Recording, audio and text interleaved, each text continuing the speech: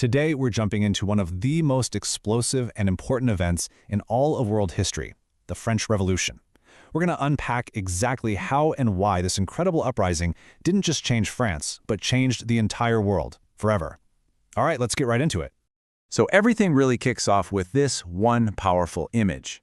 Imagine it. Thousands of ordinary people in Paris storming a massive medieval fortress called the Bastille. This place was a terrifying symbol of the king's absolute power. And when it fell, that was the point of no return. So the big question is, why? What could possibly drive regular people to do something so drastic? That's the question we're going to answer today.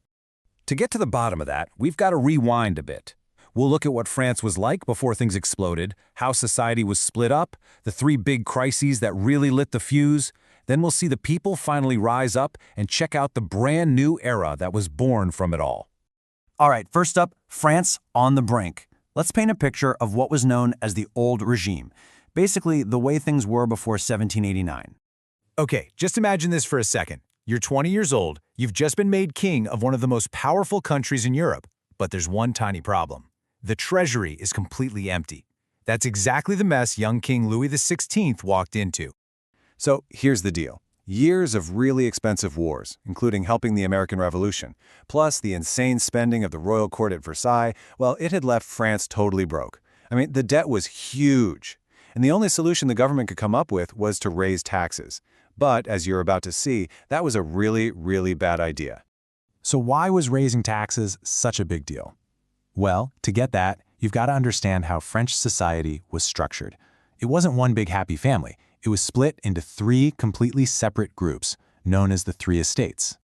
Okay, this slide right here tells you everything you need to know. Just look at how fundamentally unfair this system was. You've got the First Estate, the clergy, and the Second Estate, the nobility. Together, they're maybe 3% of the population, but they owned a whopping 35% of all the land. And here's the absolute kicker.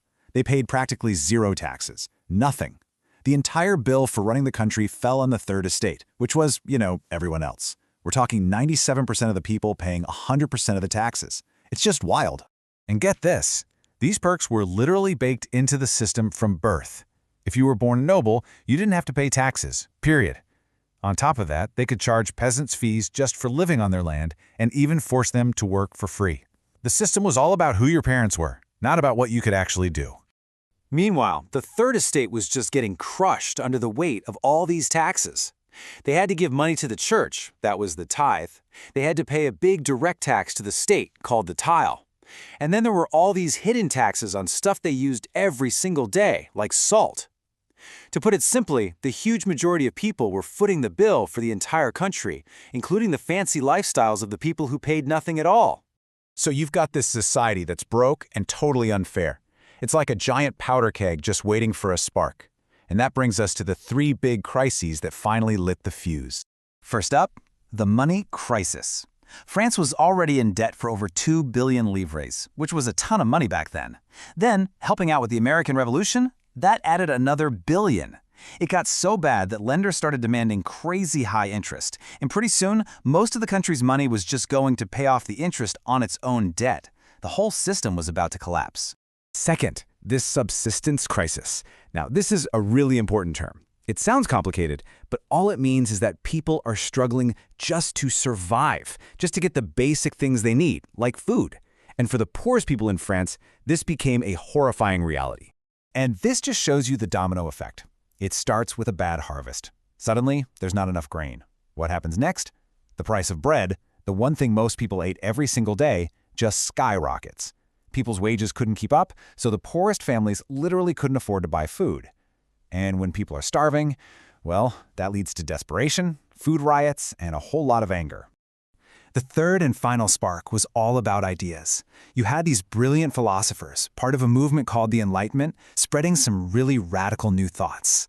They argued against this whole system based on birthright. They believed a person's place in society should depend on their talent, on their merit. And you can just imagine how that idea caught on like wildfire with the frustrated Third Estate. Okay, so the stage is set. The government's broke, society is a mess of inequality, people are literally starving, and these powerful new ideas of freedom and equality are in the air. Now let's watch it all go up in flames. The summer of 1789 was just a total whirlwind. It kicks off when the king calls this big meeting to try and get new taxes approved. That leads to a dramatic standoff on a tennis court, which then spirals into the storming of the Bastille, and before you know it, the entire old feudal system is being torn down. So, at this big meeting, the Estates General, it all boiled down to one thing: voting. The old way was each of the three estates got one single vote. That meant the first and second estates could always just team up and outvote the third estate, 2-1. It was totally rigged. The third estate demanded a change. One person, one vote. That would give them, the majority, a real voice. But the king, he said no. So what did the third estate do? In this incredible act of defiance, they just walked out. They all gathered in a nearby indoor tennis court and took this amazing oath. They declared themselves the National Assembly, the real representatives of the French people, and they swore they wouldn't stop until they had written a brand new constitution for France. And here we are, full circle, back to our big question. With tensions running super high in Paris, rumors started flying that the king was going to send in the army to shut down this new National Assembly. People started to panic. They thought, we need to defend ourselves. We need weapons. And where did they think they could find weapons and gunpowder? The Bastille. So they stormed it. It started as a desperate search for arms, but it became the symbol of the people's power to fight back. The fall of the Bastille. Well, that changed everything.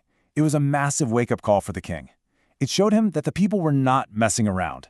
And this forced a series of incredible changes that would create a whole new France. With revolts popping up all over the country, King Louis really had no choice. He had to give in. He officially recognized the National Assembly. This was huge. It meant France was no longer an absolute monarchy. It was now a constitutional monarchy, where even the king had to follow the laws laid out in a constitution. The National Assembly then wrote one of the most famous documents in world history, the Declaration of the Rights of Man and Citizen. This thing laid out all the core beliefs of the revolution. It said that men are born free and equal in rights. It guaranteed rights like life, liberty, and property. It established freedom of speech. And it said everyone was equal in the eyes of the law. It was a complete teardown of everything the old regime stood for. Okay, so let's do a quick recap just to make sure all this sinks in. See if you can answer these. First, what were those three main causes of the revolution? Think social, economic, and ideas. Second, can you describe that crazy unfair structure of the three estates? Third, what was so important about that tennis court oath? And finally, what were some of the big rights guaranteed by the Declaration of the Rights of Man? If you can nail those, you've got a really solid handle on this. And you got to remember, this was really just the beginning of the story. The road ahead was going to get a lot more intense and even chaotic. But the ideas that were unleashed here, liberty, equality, and fraternity, they didn't just stay in France. They spread across the entire world, and they are still shaping our lives today. If you found this explainer helpful, like, share, subscribe, and don't forget to press the bell icon.